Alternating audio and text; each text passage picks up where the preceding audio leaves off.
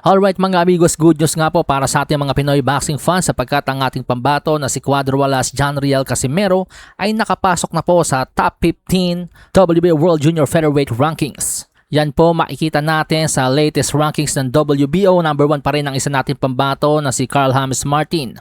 Pumapangalawa sa kanya si Junto Nakatani. Number 3 si Sam Goodman. At pumapang-apat na ngayon si Cuadro Walas. At naniniwala rin ako mga amigos na kapag nag-update na ang WBC ng kanilang rankings, aangat din dyan ng rango ni Casimero. Pwedeng sa junior featherweight, pwedeng sa featherweight. Palagay ko papasok din siya dyan sa top 10. Kasi dito po makikita natin na ang huling update ng WBC ay nung June 2 pa. Nung June 6, nanalo si Casimero laban kay Luis Nery. At si Luis Nery nga po ay WBC number 4 contender sa featherweight division. Kaya ang tsansa po ni Casimero ay pwede po siyang pumasok sa top 15 or top 10 ng featherweight rankings or junior featherweight rankings sa WBC. So malaking paglundag ng kanyang rango po ito mga amigos dahil sa mga nakalipas na ibinalita ko nga po sa inyo, wala po sa top 15 ng kahit anong major sanctioning bodies itong si Jonriel Casimero. Kaya naman ngayon pag-usapan natin ang tatlong positibong epekto ng pag-angat ng rango ni Cuadro Walas. Umpisahan natin sa number 3 on the promoter's radar. Kung dati-rati puro Filipino vloggers lamang ang nagbabalita ng mga tungkol kay Casimero, ngayon pati ang Ring Magazine nakalampag na ni Cuadro Walas. At sa pagpasok nga po ngayon ni Casimero bilang number 4 contender sa WBO, mas lalong kuha niya na ang atensyon ng mga promoters. Ang pagpasok kasi ng boksingero sa top 10 rankings ng mga major sanctioning bodies ay para silang nakakapasok sa menu ng mga promoters. Ang positibong epekto kapag nakita ng mga foreign promoters na ang isang boksingero ay pumasok na sa top 15, mas lalo na sa top 5, nagkakaroon sila ng interest na pirmahan ito o isama sa kanilang malalaking boxing cards. Halimbawa na lamang po niyan yung Riyadh season, yung mga boxing events ng Golden Boy, Top Rank at Matchroom. Kung may mga hinahawakan silang boksingero na nasa division din ni Casimero, pwede nilang ikasa si Casimero sa kanilang mga fighters. O kaya naman, pwede silang makipag-collab sa Kameda Promotion at i-co-promote ang mga laban ni Cuadro Walas. Parang yung ginawa ng Top Rank kay Naoya Inoue, may co-promotional deal sila sa Ohashi Promotions. Kaya naman para sa akin, isa sa mga pinakamagandang epekto ng pag-angat ng rango ni Casimero ngayon ay ang pagpasok ng kanyang pangalan sa radar ng mga malalaking promoter. Now, punta naman po tayo sa number 2. Bigger fights mean bigger money.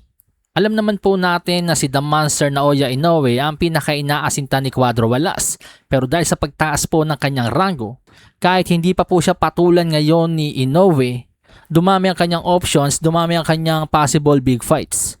Ngayon, dahil WBO number 4 contender na si Cuadro Walas, posible na ang kanyang paikipagtuos kay former world title challenger Sam Goodman, former world title challenger Alan David Picasso, also former world title challenger Ramon Cardenas. At higit sa lahat, posible rin ang paikipagtuos sa isang pound-for-pound fighter na si Junto Nakatani. Kaya naman kahit wala munang The Monster Naoya Inoue, kung makakasagupa lahat ni Cuadro Walas yung mga nasa listahan ng ating nabanggit, abay malaking kwarta po yan at malaking laban. So isa po yan sa mga magandang epekto ng pag-angat ngayon ng rango ni Cuadro Walas. Now, punta naman po tayo sa number 1. One step closer to the monster. Ngayong WBO number 4 contender na po itong si Casimero. Anytime pwede na po siyang makalaban ni Naoya Inoue. May number 1 contender po ang WBO, yun nga po ang ating pambato na si Carl James Martin, pero hindi pa po yan ipinag-uutos ng WBO. So sa aking pagkakaintindi po kapag walang mandatory, pwedeng magkaroon ng voluntary title defense ang isang kampyon. At dahil ang mga balita, February 2027 pa makakalaban ni Inoue, itong si Jesse Bam Rodriguez.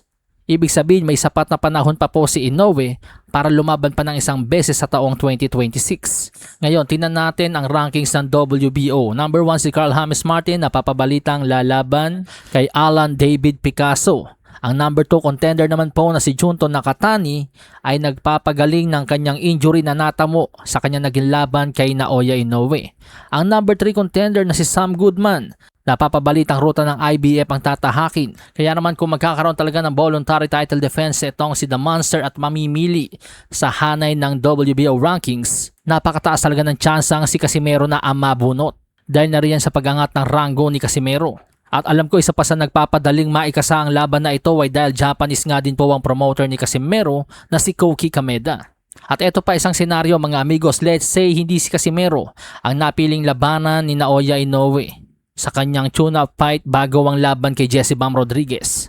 Dapat manatiling palagi nagte-training itong si Casimero dahil minsan nangyayari nga po sa mga laban ni Inoue nai-injured nga po minsan yung kanyang kalaban. Tulad nga po na nangyari noon kay Sam Goodman at ito'y napalitan lang po ni Yejun Kim. Ngayon kung meron mang mapiling ibang boksingero itong si Naoya Inoue, dapat nakahanda lang si Casimero dahil sa taas nga po ngayon ng kanyang rango. Kapag nagtamo po ng injury ang original na kalaban ni Inoue, malaki yung tsansa na mapili si Casimero bilang substitute dahil mataas nga po ngayon yung kanyang rango sa WBO. So yan po mga amigos ang mga positibong epekto na nakikita ko ng pag-angat ngayon ng rango ni Cuadro Walas Janriel Casimero. Sahin ang baraha, patunayan mo sa akin ha, sino man ang mabunot na kalaban.